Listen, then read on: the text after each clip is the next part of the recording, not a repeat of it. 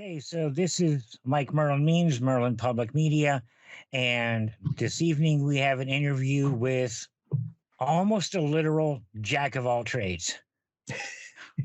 We have a musician, we have a published author, we have a Hellfire and Damnation, well, not an activist, just full of fire. Hellfire and Damnation might have been a bad way to go into that one. This gentleman, this person, this guy, this friend of mine does it all. And I'm happy to interview him. What we're going to be mostly talking about tonight is my friend Donny Winter as a published author, but we got to touch on the other stuff too, because you do everything. How you doing tonight? I'm great, Mike. Thank you for having me. It's great to be here. I always enjoy having the opportunity to talk with you. And you're right. I am kind of a jack of all trades. Some might argue that I do too much. Sometimes I feel like I do too much, but you know what? I enjoy it, so why not, right? If you're enjoying it, you know, just keep on doing it. You know, it's do the things you love as long as you can do them. And when you can't do them anymore, find something else you can love just as much, which is why we're doing this here tonight. Yeah. So let's talk about Donny Winter, author. How many books do you have out there now? So far, I have two collections of poems. Okay. They've been published over the past couple of years by Alien Buddha Press. My Okay. first collection, Carbon Footprint, came out in 2020, and then my recent collection, Feats of Alchemy, came out in October. Now, I have the first one. In fact, I have, everybody be jealous, I have an autographed copy of the first book. Wow, how bougie. I got to admit, the title on the second one kind of caught me off guard because me being me, I'm very familiar with the ancient concept of alchemy. What are you trying to express with your use of the word alchemy here? Oh, I'm glad you asked. So I'm kind of obsessed with the ancient concept of alchemy as well. And when putting together this collection, I did some research, and like a lot of the collection is inspired by sci-fi and cyberpunk genres. But I was thinking of how alchemy takes on so many different forms, metaphorically speaking, in our lives. For example, like day to day, we are navigating different social settings, and we are kind of adapting ourselves to the people around us, whether we're not aware of it or not, you know? So we Yeah. are taking our pre-existing characteristics and alchemically, in a way, changing them in order to fit other people and to fit their understanding of us. And I kind of took that and ran with it because, well, both of my collections are very much LGBTQ plus themed. And I feel like if there's any group of I'm people, so shocked. Okay. oh, right, like my collections are about gay things. What is that? But really though, like if there's any population that understands what it means to change yourself, sometimes in order to keep yourself safe, then it's the LGBTQ plus community. So that's where Feats of Alchemy came from, because every day we are you experiencing these different feats of alchemy of sorts. Hopefully that makes sense. No, it does, and that's that for a title that's extraordinarily deep. Oh, thank you, thank you. That's I have a little. Go ahead. Oh, go ahead. I have a little bit of experience in hiding parts of myself, growing up in the Midwest as a pagan. And then one day I just like said, well, screw this. This is me. Like it, I don't care, which I'm sure is a really compact version of what you've been through. Well, no, that's actually a significant part of it though. Like part of the alchemy that we experience is also shedding that, facade that we create, right? Kind of like what you Hmm. just described, being pagan. Um, for me, like for feats of alchemy specifically, I thought of the alchemy of us being able to like what's the word I'm thinking of? Like especially for LGBTQ plus people, we kind of like code switch in different situations. Like we can like I don't know about you, but I can make myself sound convincingly straight in some situations. I can do that um too. right, right.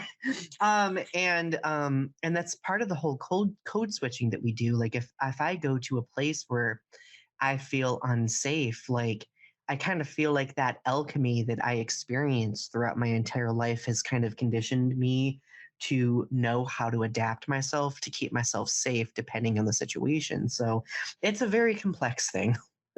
Let's just be honest. Yeah, well, it is, and with any, and I'm not trying to make light of anything you've gone through, but with anybody that doesn't fit the norm, Mhm. you kind of have to play it from time to time. Just again, I mean, I've been thrown up against the wall and prayed over and all kinds of fun stuff. But yeah, it's and when you finally get to be you, and most of the time you just don't give a shit what other people think. It's liberating. Oh yeah. Well, that's part of what I wanted to do with my recent collection, Feats of Alchemy, as well. Like, yeah, it is definitely about the LGBTQ plus experience, but my goal is to keep the poetry accessible enough where others can relate with it too. Kind of like what you Mhm. just described, people who have also felt like being marginalized or being ostracized, like I want them to be able to take something away from this also. Well, admittedly, I have not read Feats of Alchemy. Um, One day here, when I got some extra money, I'm going to get a copy, and I'm going to get it from you again And because it'll be a signed copy. exactly. If I'm going to have a copy of a book that a friend has written and it's not signed, what kind of friend am I? Oh, that's so kind of you. I have moments. Uh, So, not to catch you off guard here, but do you have a copy nearby? I do, yeah. Oh, Could you Mike, I am of share a course prepared. I should have known. Can you share a piece with us? I would love to. Let me find one really quick that I think kind of fits the mood here. So I've been kind of obsessing over this poem that I wrote. Not that that's vain, of course, but um, I wrote a poem titled "When I Come Home," and it's in Feats of Alchemy, and part of the book is largely focused on the LGBTQ plus experience after coming out, because I don't think that that's a period of time in an LGBTQ plus person's life that's talked about a lot. It seems that once people come out, everybody thinks that everything is sunshine and rainbows, and it's not all the time, right? And I recently took, well, when I wrote this, which was last year, I went on a trip up to my up to my hometown, which is a small town in northern Michigan, very conservative. Um, a place that I love, but a place that I don't always feel safe in. And I wrote a poem about it. So here it is. It's called When I Come Home. I travel between the bends in pavement rivers and follow the sunset as it dips toward white pine tree lines whose tightened arms threaten to swallow the day. When I come home, a sullen beast crawls into my sternum and steers my eyes toward all things derelict: the rusted tractor, overgrown in the field, unsure of its color, the fresh tree stumps left from a summer storm, the twisted deer carcass tossed along the roadside, and the decaying houses left by families who haven't seen each other since the deaths of grandparents. When I come home, tattered Confederate flags hang on naked limbs just outside the somnolent town, framed by the slope silhouettes of weathered hills, the same old mountains who've known history long before us. When I come home, the cats slink to their food bowls, no longer thrilled by the hunt, and my tired parents retired to their ends of the house, while I, seeing these places through teenage eyes, walk these trails with hope that memories never die. And that's that. Whew. Thank you for the cement block to the chest. Well, growing up in the Midwest, I hope that you might be able to take something away from that feeling. I'm a child of the ultra conservative, politically and religious Midwest. And I went my way and I left 26 years ago. I've never really. Where did you live? Where did you grow up specifically? Little town called Hubbard, Ohio, just outside of Youngstown. Oh, Ohio. Okay. So, like, almost dead center between Cleveland and Pittsburgh. Oh, okay. Yeah, I think I know whereabouts that is. Yeah. Yeah. I was the kid in high school that had the Bible in his arm all the time and a big old silver cross on his chest and da da da da da. And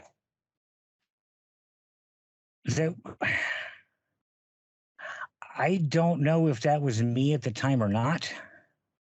It is certainly not me now. Mhm. I go back there, and with the exception of a handful of friends, I kind of feel stifled just by everything around me. And this is, working class area. I mean, a majority of the people in my childhood worked in the mills. I mean, you got out of high school, you went to the mill, you made good money, and then, the mills stopped. And well, that's another long story. Let's not go there. But Well, no, yeah. well, it's about rural America, right? Like, I feel like rural America is so astronomically different than urban America. And that's like that definitely comes up in Feats of Alchemy as a theme a lot, but like it's interesting because whenever I go home to my hometown, it almost feels like it's preserved in amber, like nothing, like if anything, the only change that I see is decay, but everything else is the exact same, and it's kind of haunting in a way because Oh God. these spaces and things that I grew up adoring as a kid and a teenager are now, they're still there, but they are weathered. And it like it's kind of making me have not only an existential crisis, but it's also making me realize just how far away from the actual spinning world that rural America is, if that makes sense. Yeah, I was just reminded of the song. I went back to Ohio and my city was gone, except it Mm. wasn't gone. It was just aged. And, I graduated from a class of 250 ish, maybe a little more. There might literally be 20 of us that don't still live there. Oh wow. And it's crazy. I lived in Chicago for a while, lived in Nashville for a while. I've been out here since I met Juanita. Yes, a good partner will talk you into moving into the middle of the desert and enjoying it. Hey, as long as you enjoy it, that's what matters. It's beautiful Well, out that way. it is. And, when I was talking to people from the area before I moved there, it's like, oh, it's boring, it's ugly. And I got out here, I'm like, somebody show me this ugly because this is fascinating. Well, and people say that about northern Michigan where I grew up too. Like people will be like, "Oh, that snow, it's terrible, blah blah blah." It's terrible until you see the first layer of it in the wintertime. It's terrible until you see spring start to bloom. It's terrible until you see like the first colors of fall. Like I think that every space has the potential to be beautiful. I just think that kind of we associate places with people, right? And I think that that's why there's so many negative associations.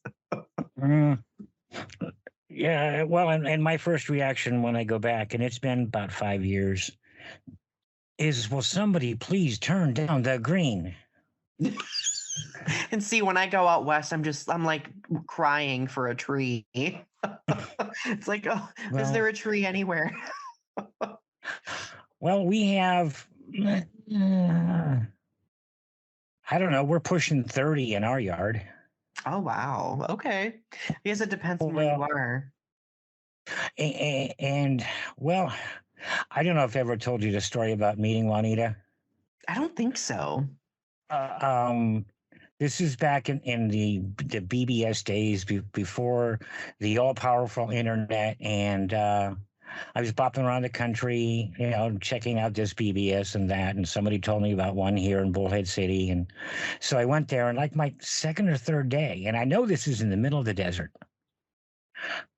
This woman comes into the public chat room looking for people to help plant trees, and I'm sitting in Ohio going, this lady's Looney Tunes.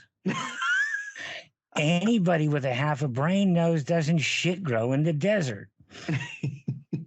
Surprise. Just kidding. Yeah, yeah. I mean, it takes a different kind of dedication and an entirely different calendar. But yeah, you can grow all kinds of stuff here. It's we've got moringa trees and 3 or 4 different types of citrus, and native trees, and we're growing tomatoes and peppers and chilies and all this other herbs for our health, and it's just different. That's so awesome though. And And yes, that's we that's have how you and Juanita met, is through that. that conversation. That's we met. So I started. That's cute. I love This is it. great. This I had to know more about this Looney Tunes woman.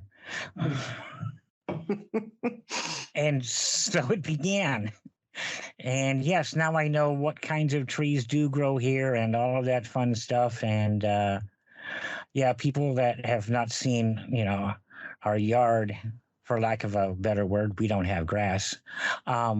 You're just like, how do you do that? And it takes literal daily dedication. When it's 120 degrees out there for 6 weeks, um, plants go into survival mode, and you have to change the way you're looking at them. Oh yeah, for sure. Yeah, that's But we're talking about me, and we're supposed to be talking about you. Oh So. no, Mike, I'm learning a lot and I love it. I love it. Well, these stories are important though. Like the stories of how we make connections with people, how we grow, because again, all of that's alchemy when you think about it, metaphorically Oh, it speaking. is. I'm so glad that when I saw the title of your second book, that I had some type of idea about where it was going. And I'm like, okay, is this like alchemy, or is this like, no, this has got to be alchemy. I mean, yeah, Donny's got too good of a vocabulary to play light with that word. I mean, he picked it. Not to mention being a sci-fi and horror nerd, of course, I'm going to come up with something. Yeah, and I do the sci-fi part, but I'm not that much into the horror so much. But I've been a sci-fi nerd since first grade. Oh, I love it. Me too. Me too. I found this book called The Spaceship Under the Apple Tree. Ooh, I don't think I've heard of that. It's a series of children's books. My memory on it is kind of vague, but a young kid meets an alien, and the ship can be made invisible, and they travel and they see and they learn. And there's 3 or 4 in the series, and I haven't been able to find them. Um, I haven't also looked in a while, but they changed me into a science and science fiction nerd completely, and really haven't stopped. I love it. On like for me, my gateway into sci-fi and fantasy when I was a kid was my parents. Like my parents got both my brother and I, my little brother and I, into things like Godzilla, Star Trek, Star Wars, Mm-hmm. and it just spiraled from there. Lord of the Rings, like all of Mm-hmm. that juicy stuff. Love it. Yeah. Terry Brooks, the Sword of Shannara series was an early read for me too. Oh yeah. Oh. Trying to think of another One of the TV networks took a stab at it, and they should have been shot for it. But doesn't that happen so often though? Like they it get a really hold of a book does. and they're like, "Yeah, let's do it," and then it ends up flopping or being terrible. Or not being the book at all. Right. I hate that. When I know a book and I've lived a book and I've read it, countless times, and I'm so looking forward to the movie, and I walk out and I'm like, ah, man, what a waste of time. Did they even read the book? It's funny. I have like these moments, like these grandiose dreams, of course, where like in some alternate reality, a TV network is like, wow, Donnie's books are interesting. I'm going to turn them into something, visual. Because I do kind of have like a fictional character in Feats of Alchemy. But I keep thinking about like, what would I do if they ever made the decision to turn it into a show or something? Like would I be militant about accuracy? Would I insist on participating? I don't know. Just an interesting thing to think of. If I were to guess, I would think that you would be literally militant about accuracy. That's just my guess on what I know of you. It's yes, stick to the book. I would We sashay. both. I would sashay into that office and be like, "Listen, like here's what we're gonna do." Well, make sure when this happens, make sure that you have complete creative control over the final product. Oh yeah, for sure. For So sure. in the news, I'm guessing, seeing as you're a writer, that you have something in the works now. Yes, I do. So just give us a peek if you'd be so kind. Well, I can talk a little bit about it. So Please. I'm currently creating the concept for my third collection of poems. It's not going to be out this year. My goal with this collection is, well, I've kind of learned the hard way over the past 2 years because both of my books have been pretty successful. I've learned that churning out one book a year is a very grueling process when it comes to, of course, putting it together, but also marketing it and all of that. So I'm kind of at this point where I'm like, you know what? Now that I've kind of established myself, I'm going to take a little bit more time and just let it happen without feeling any urgency. So Mm-hmm. I'm continuing, like I'm thinking of my poem collections as kind of like being in some sort of continuity with one another, especially since in Feats of Alchemy, I created like this fictional character which kind of embodies the central themes in the book. So that character is going to carry over into the third collection. And I recently told someone, one of my dear friends who asked me the same question, I told them that my next collection is going to be about kind of like the bitter truths we face in life and how sometimes those bitter truths help us grow and help us really helps us feel like we're actually living for the first time ever. They help us see things for how they actually are, and to kind of cast away like those facades that we create. So feats of alchemy is about like that alchemy we engage in, that facade that we create. The next collection is going to be about casting them away and seeing things for what they actually are. Hopefully that makes sense. Again, it's in It its does. infancy. It's in its infancy, so it's tentative and it could shift a bit. We'll see. 'Cause Of that's what I course. normally do. Well, in any art form, the beginning and the end don't have an awful lot in common. Um, Oh, right. you know, Well, and the I think project grows. and the advantage of poetry is that, like, yeah, like I really like there are some people who will write collections and their collection won't have a theme or anything, and that's fine, you know. I like to have mine have some sort of continuity, right? Because I'm obsessive and I like to see how dots are connected.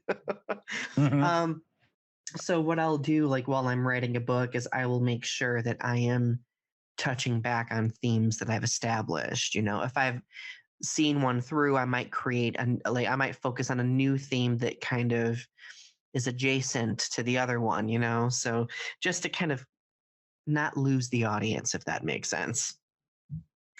It does, in like, excuse me, in every art form, but especially I think in written word. I dabbled a long time ago.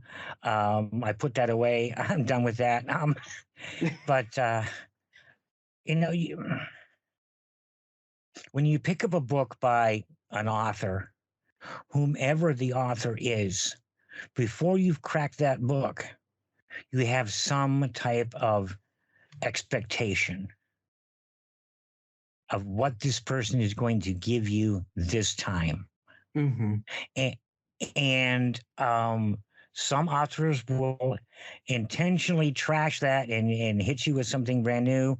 And some will carry on and continue and grow a theme and carry it forward to an unpredictable end. If you can Mm. see an end while you're reading this, then the author didn't do it. Right, right. And see that again, I will say that I think poetry as an art form kind of switches that up a bit in the sense that it's so malleable that it allows us to do really what we want, to be as abstract as we want or to be as specific as we want. um I guess for me, because I also love writing fiction, not that I've done that in a million years, but like I really do. I really don't like reinventing the wheel too much. Like I want there to be like some degree of freshness, right? Hmm. And I try to incorporate those, but I also want to emphasize that there is a root to everything, and that root is important. And I like for example, like most of my collections, well, all of my collections so far have to do with LGBTQ plus related things. I don't really foresee myself writing anything that is too far outside of that, right? And if it is, Right. then there's going to be some reference to it at some point. It may not be the entire focus, but it's still going to be there because what we create is an extension of who we are. And I think in order to honor who we are, we should be present in what we produce, if that makes sense. That's just my It philosophy, does. though. No, and it's very sound. Um, any art is an expression of the self, and as soon as you don't have the self, then where are you gonna go?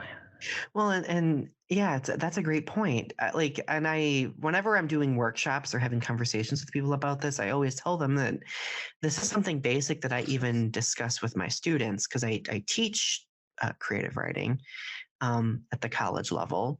And I will have students who come into the classroom with zero understanding or knowledge of poetry. They've never written a poem in their lives. And they are usually taught that writing is not really that important, right?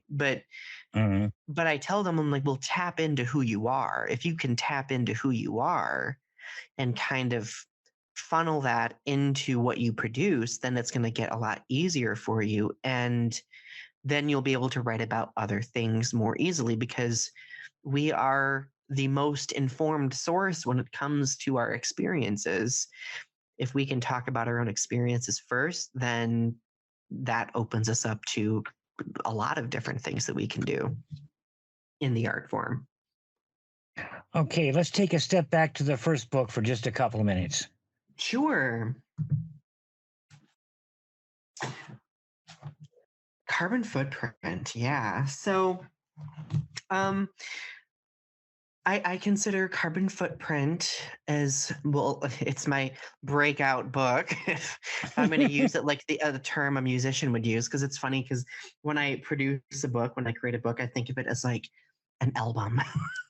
Like, Okay. I'm like, oh, like this is my album, and it needs to have themes, and it needs to have a cycle to it, and an era to it, right? So that's what I think about when I'm putting together these books.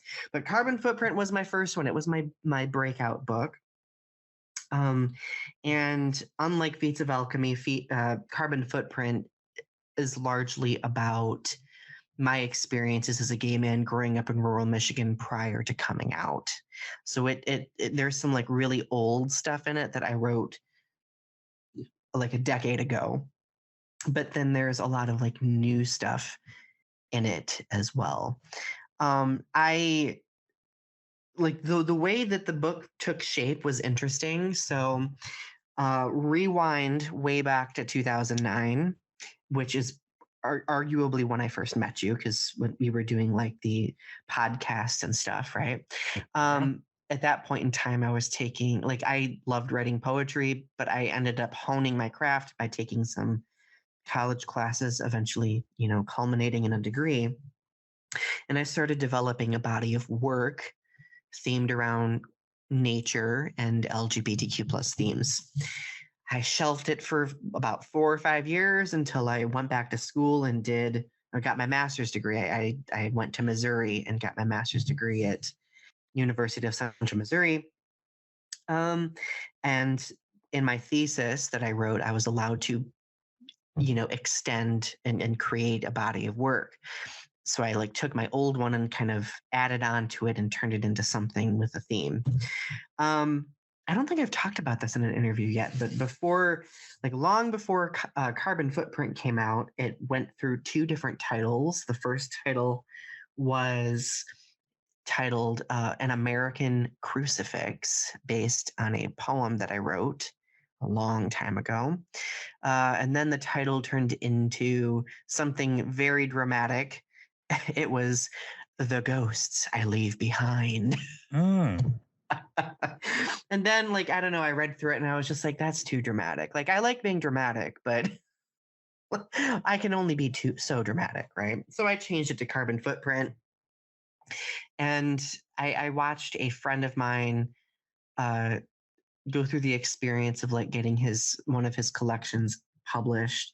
And I was like, I thought to myself, I was like, Donny, what are you doing? Like, why aren't you doing this? And that motivated me, because this was like when the pandemic started. Like, I had a lot of downtime. So I was just like, you know what? If there's any time to do this and put it out there, it's now. So I spent spring 2020, during the height of the pandemic, just churning out content, editing it, putting it together, and I sent it out to a few publishers. I got a few bites, and then I ended up going with Alien Buddha Press, and that is how Carbon Footprint finally got published. That's the Cliff Notes version. And excuse me, damn lungs. Oh. From what I can see, it's been rather successful. Yes. I still don't understand how this has all happened. I'm still it just is out of this world to me. But Carbon Footprint was, since it was my breakout, it was like extremely successful. It reached #1 on a couple different Amazon charts. It stayed at that for a long time. It periodically kind of like dips into it every now and then when I get some sales, but Yeah, it topped like the LGBTQ plus poetry charts. Since like the book garnered me my first a couple of like important prize nominations, Pushcart Prize nomination. I also got a Best of the Net nomination out of it, and honestly, like I don't. My goal is to not necessarily win awards or to get nominations or anything, but I go back to that person I was when I was like 18, fresh in college, thinking that I was never going to amount to anything, that I was never going to write or be successful with it. And I think about how past Donny would feel if he knew that this would be a reality. Like I think it would be so astronomically validating for that person who is very much hidden and insecure about himself and feeling othered constantly, you know. So being able to take a lot of those painful experiences and turn it into something empowering of sorts, like it's almost kind of like a catharsis, if that makes sense. Mm-hmm. And when you're sharing something, and the poems they're very personal. What you're sharing experiences, and when other people can say, wait a minute, hold it, I did that. I experienced something like that, and Yeah. it joins the author and the reader in. I mean, they may never meet each other, but they're joined in this shared experience. Right, yeah. Well, like people when they see someone else being vulnerable, that kind of is a validation for the reader too that they too can be vulnerable, right? I know Hmm. since with both of my book cycles, I would periodically get messages or emails from people being like Donny, like this particular poem like helped me really come to terms with this part of my life, or like it helped keep me going, or and like being like knowing that those difficult experiences that I wrote about, that the reflecting on them as doing something for someone else, that's out of this world, Mike. Like that's like it's almost like taking those experiences and giving the middle finger to those horrible people that would say bad things, or and being Yeah, like, hey, like, yeah, you tried knocking me down, but actually look, I'm thriving and I'm okay, and I'm able to talk about this without it getting me down. and it's important. It's a part of growth. And the thing that, um, you are the only published author that I know personally. But what hasn't happened fascinates me as much as what has happened. You are still the person I met those many years ago.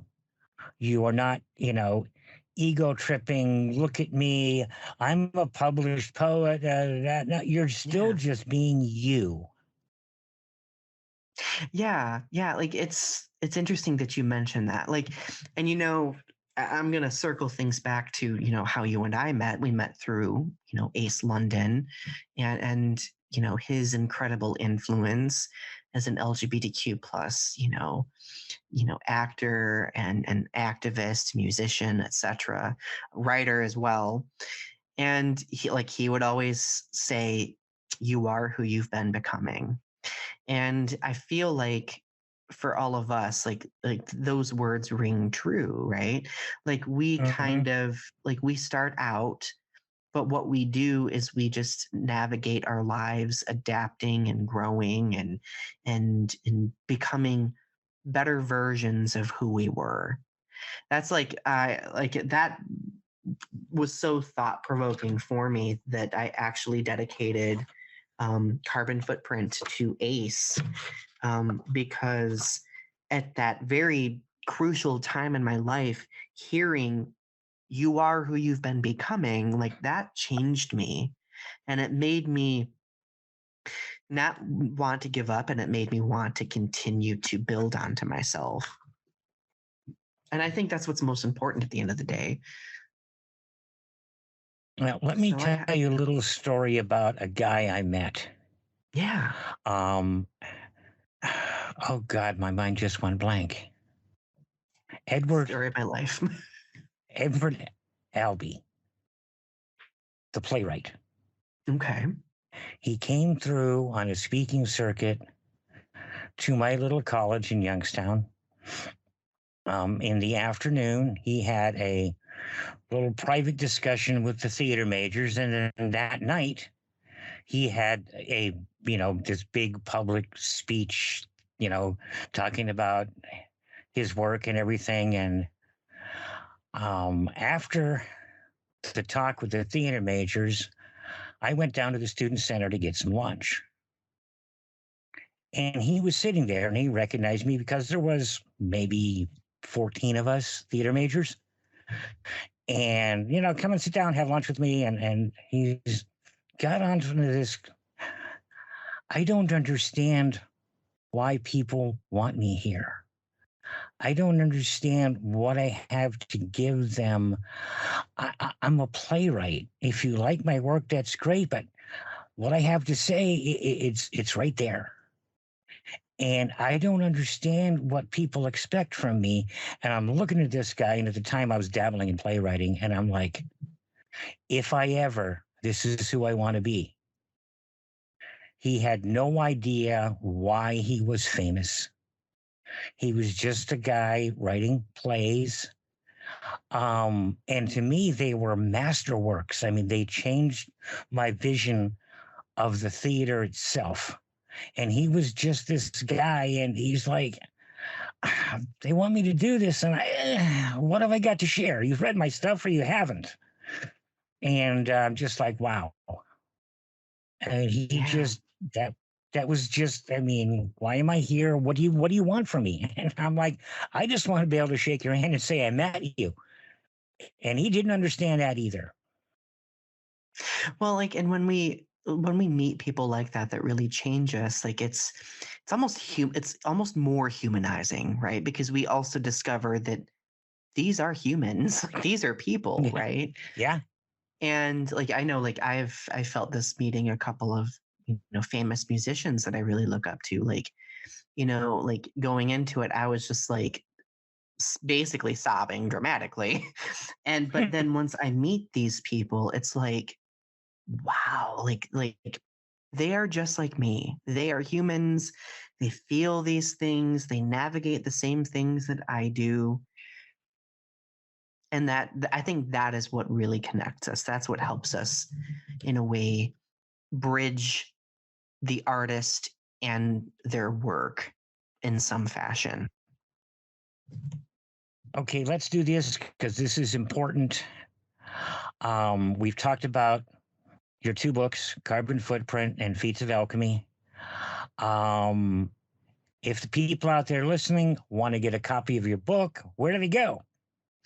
So you can go on Amazon and find them if you just type in Donny Winter. You can search them. You can also find links to them on my website, DonnyWinter.com. And if you're not a huge fan of Amazon and you want to bypass Amazon, you can get them through Leopard Print Books, which is a pop-up bookstore here in mid-Michigan that also sells them online. Hmm. Or Yes, you and can I'm. email me. You can email me and get a direct copy as well. And Well, signed. yeah. Here's my request for a direct copy, and we'll talk about the details, later on. But and you've got a project in the works. So, okay, I introduced you as a person of many talents. Let's talk about some of the things that you're doing out there. Ooh, I thought you wouldn't ask. So interestingly, this does kind of connect with my poetry, but last year, a musician out of Florida who goes by Brotherwell, his name is Ryan, Can you found some spell of that, my please? Brotherwell, Brotherwell,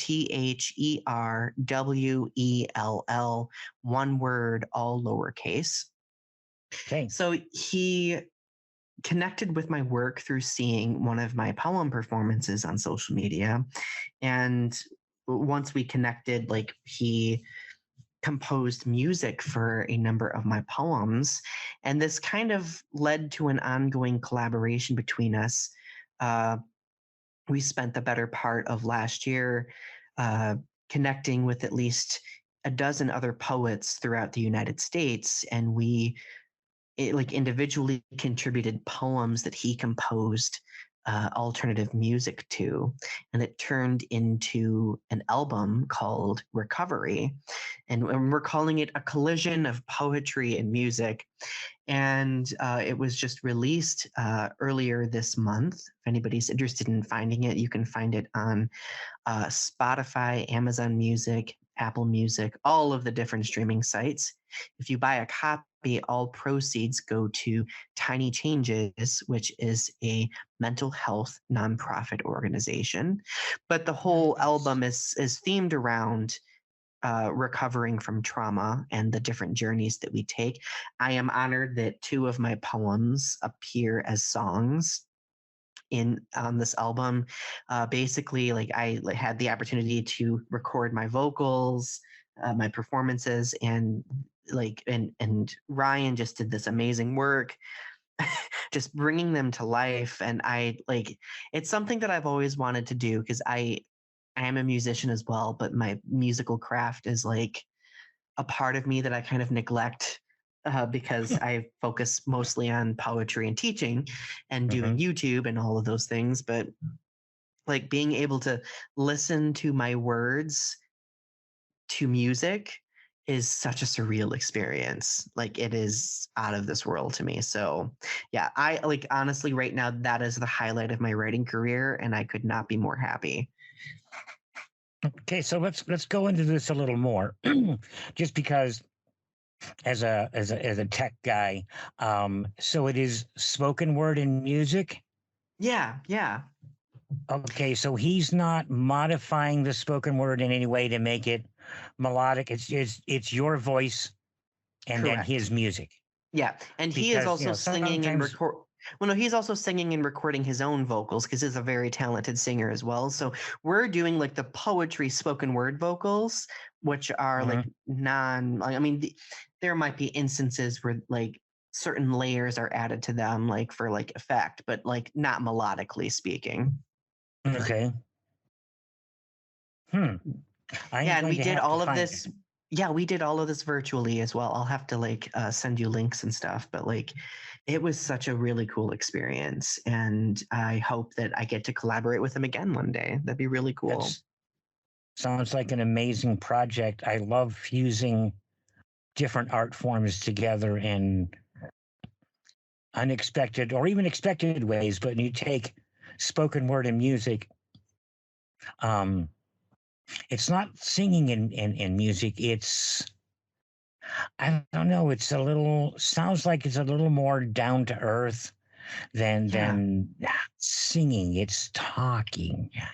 Well, like it's like it does involve singing though too. Like it's all of it. Like it's such a hybrid thing that it allows for all of those things to come through. The instrumentation, the sung vocals, the spoken word vocals.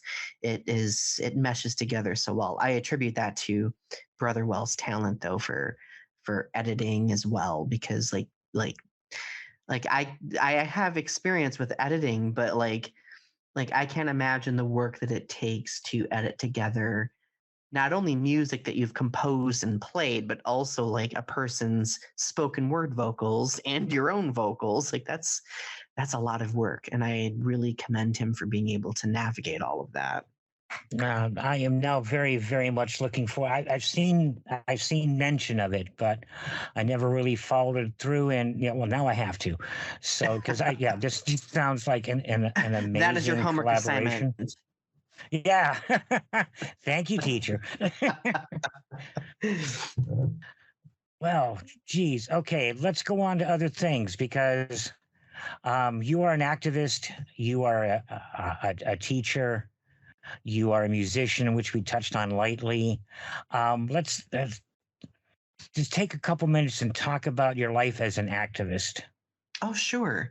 So again, I'll mention Ace for this because he kind of was my early example of an activist who I looked up to. And in a very vulnerable time in my life when I really wasn't confident in my voice or the person that I was, Ace kind of guided me through a lot and served as an example of a person I wanted to aspire to be. And that really influenced me wanting to take a more active role as an LGBTQ plus person who also happened to turn into a loudmouth.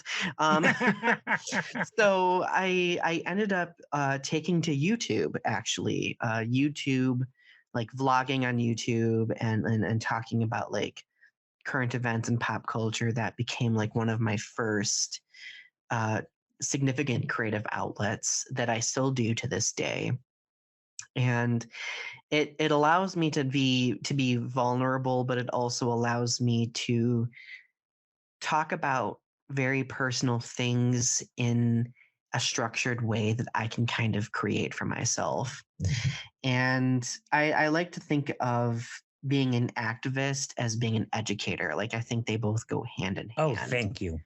Yeah, I think that they are both interwoven because as an activist, talking to people about being LGBTQ plus, like there are certain ways that I have to frame information in order to allow people to soak up that information to the best of their ability. Like it's very much kind of like a performance where you're navigating diplomacy and people being uncomfortable with new information or new perspectives. It takes a lot of patience, but it also demands a lot of listening too, right? I think of teaching and being an activist as also being a storyteller of sorts, because like how do we talk about difficult topics without kind of using our own experiences as a point of reference? And that's largely what I do in my own experience. I use my own experiences as a point of reference by like talking about like prior things and what I learned from those things.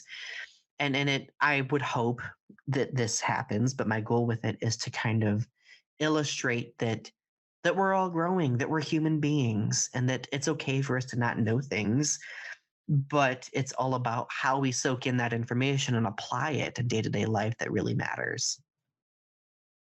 Okay, I'm going to go on a little sidebar here because you have used the phrase LGBTQ plus a number of times. And I want to Yes. make sure that people listening understand that phrase. Yeah, so I use LGBTQ plus. I use it to be as inclusive as possible, right? A lot of people unfortunately, they call a lot of people in our community the alphabet police because we have so many, letters in our acronym. But I really feel like the plus at the end, especially, emphasizes the fact that we're growing and that we are striving to be as inclusive as we possibly can, right? So not only does LGBTQ plus focus on sexual identity, it focuses on gender identity, it focuses on how one presents themselves. It also it weaves in like how certain spiritualities can impact our identity as well. So there's a lot of different layers to it, but I feel like that the plus especially shows that we're growing, ever changing, but we're always striving for as much inclusivity as possible. I remember early on, I remember LGBTQ, and then there were all these other letters. And the one that I carried proudly from that collection of letters was the A for ally. Yeah. And and people who are close enough to me to know me well know that I am an ally. And, you know, a big part of being pagan is we are utterly non judgmental. That's part of who we are. You be you, I'll be me, and let's get along. Yeah. But I've carried that proudly, and I do remember an alphabet soup for a long time, and then it started showing up in things that I was reading as simply LGBTQ plus, and I understood the concept. Look, we're typing too much here, man. Let's just kind of let's bring this in a little bit and say the same thing, and I believe it works. Yeah, yeah. Well, and the thing is, like, from an educational perspective, I think there needs to be a certain degree of accessibility for people, right? Because Mm. because a lot of people, and I notice this with my work with allies very often, a lot of people are really worried about saying the wrong thing, and that's understandable, right?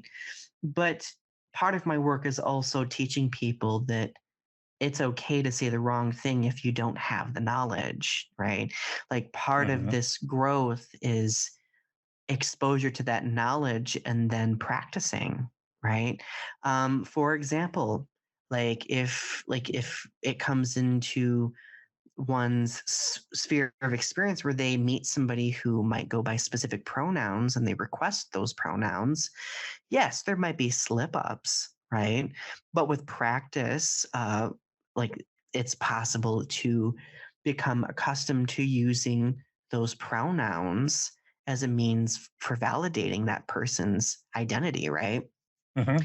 And even in my own like as a cisgender white gay male, like I have a lot of spheres of privilege, right? Part of my experience has been learning that myself and working through, things that I've not said correctly and adapting myself and growing as a person as a result. I think a lot of it is people do have this fear of shame, right? And doing something incorrectly or being held accountable for saying or doing something incorrectly is not an attack. Like it is a moment for education. It's a moment to be educated and to work toward bettering yourself. Yeah, and again, we are all who we are becoming. We are learning, we are growing, we are moving forward. We're accepting each other as who we are, and the harder part is not accepting other people for who they are, but I think accepting yourself for who you are. It's tough for a lot of people. Yeah. Well, and I know a lot of people fear things like cancel culture and they fear um being put on display, and I get that, like, but again, it's what we do with that information that makes the difference, right? Like if we say something wrong and we're corrected, how do we take that information in and how do we apply it? Hmm. That's what matters at the end of the day. Just stop, take a minute, listen. Okay, um, there's a chance here I might have screwed up. What did I do wrong? Help me get Yeah, through this. exactly. Okay, so we've done all kinds of things in Donny Winter's life. What have I missed? Have I missed anything? I mean, we really haven't talked about your life as an educator that much. So let's spend a couple minutes with that. Sure. So I teach at a community college here in mid Michigan. Um, and I love it. I've been teaching for about, oh heck, how long has it been? About 6 years. Well, I've been teaching, including grad school, for about like 8 years, but I've been teaching um, officially, let's just say, for six. Okay. Um, and I teach composition, creative writing, technical writing, and like again, like in the writing world, I try to be a jack of all trades as well. I have some journalism experience as well. I just love writing. Like I think writing is an excellent tool, and it is central to how we communicate in this world. And I think that it's important for people to have access to the tools they need in order to better themselves as writers. So I'm really honored that I've had the opportunity to do this. Ever since I was a little kid, teaching has been something I've always wanted to do. It's really funny that we're talking about this because the other day a person asked me, they were like, Donnie, like what dreams do you have? Like what things do you have to check off a bucket list? Like what bucket list items do you still have? And really, I I don't have that many left. Like I wanted to be a teacher, check. I wanted to be a writer, check. I wanted to produce a couple of poem collections at least, check. Um, I guess if there were any other things I wanted to do, I'd like to travel a bit, and I'd also like to get married and to maybe do more in the world of music. But like I've like teaching, writing, and so on and so forth. Like that's really been fulfilling enough for me where I feel like I've lived well and I've developed like a sense of wholesomeness from it. Well, you are among the busier people that I know. I mean, you're writing, you're handling your past work, you're working on current work. I suppose we should, the listeners and I should be blessed that you're on a break between teaching. You've got your vlogs, you've got um, good grief, you've got an album with songs featuring your work and you performing them. I mean, where in the heck do you find time for like dinner and a nap? That's like Mike, I'm not gonna lie, like of course I do feel some degree of burnout every now and then because like I don't know, I always feel the need to be creating something. So like in teaching, like there like it takes a lot of creative energy, right? Um I've learned that I have to make the time. If you really want to do something, instead of just saying it, you literally have to schedule time to do it.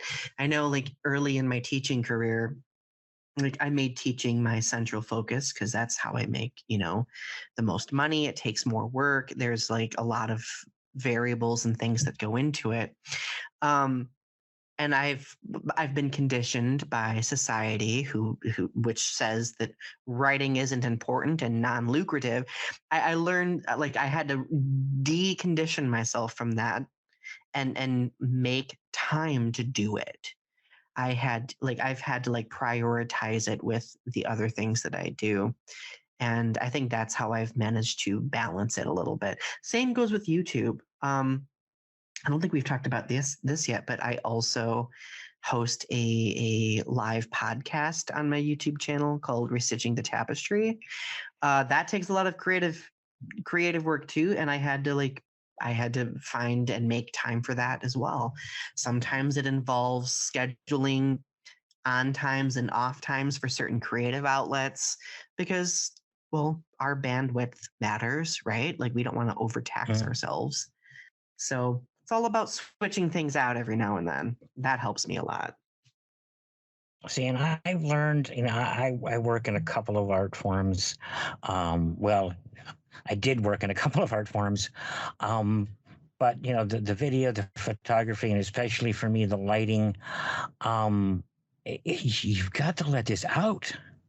Oh yeah. I mean, when I don't get near a lighting concept for a few months and just start looking at everything from the point of view of a lighting designer and what would I do, and it's that's my number one artistic vent, which I'm not you know so much active in right now. But when you don't let your art out, it it's a whole nother kind of like choking, suffocation kind of. Well, if you're not letting your art out, then you're not being true to yourself and you're not honoring yourself. I had a mentor tell me that early in my writing career. Like if you're not making time for it, then you're not making time for you. Mhm. Yeah, and I would say that that goes for all the work you do in video and editing and lighting. Well, I'm working on a. I got I'm designing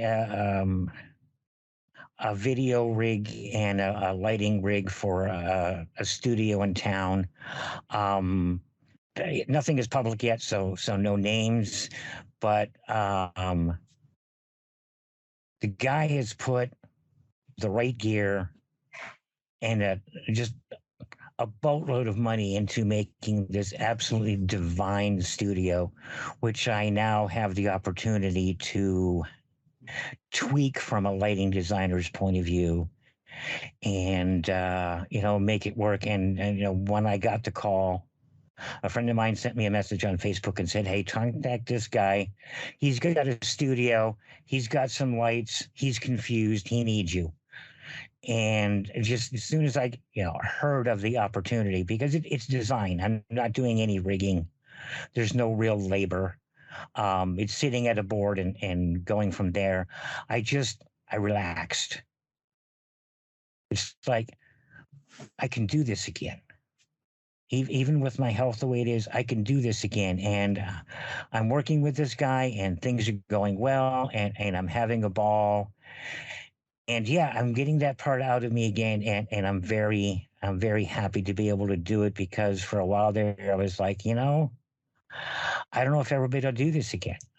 And now I'm looking at it from a um, installation design, concept work, the things I can do from a control board and from a drafting program, on my computer.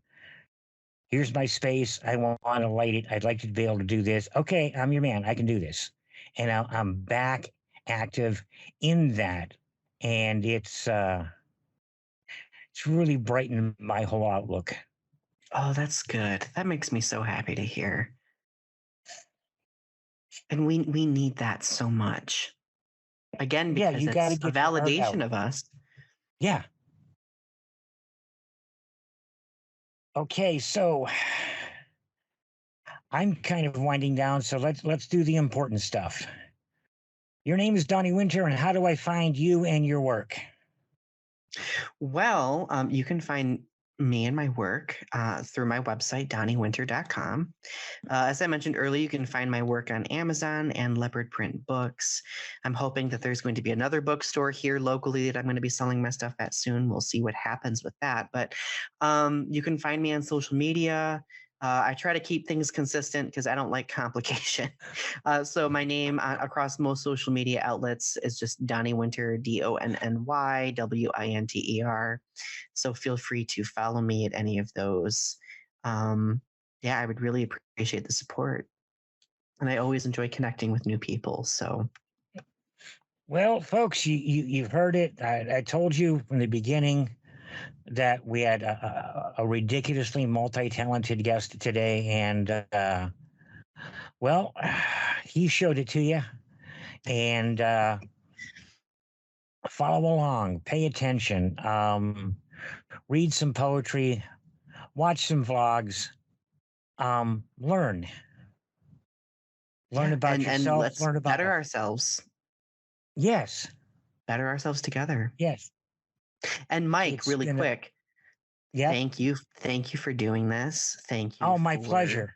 yeah, thank you for this outlet. And of course, as always, thank you for your friendship. It really means a lot to me. Oh, and the same here, Donnie. The same here. It's I have very few people I call friend, and you're amongst that group. But I am honored to be. my night is winding down, as is my body. So we're going to bring this to a close. Give us one last thought. Hmm. I'll end with a thought of that Ace gave me a long time ago. You are who you've been becoming. Never forget that. And even during the most difficult moments, remind yourself of that. You are who you've been Perfect. becoming.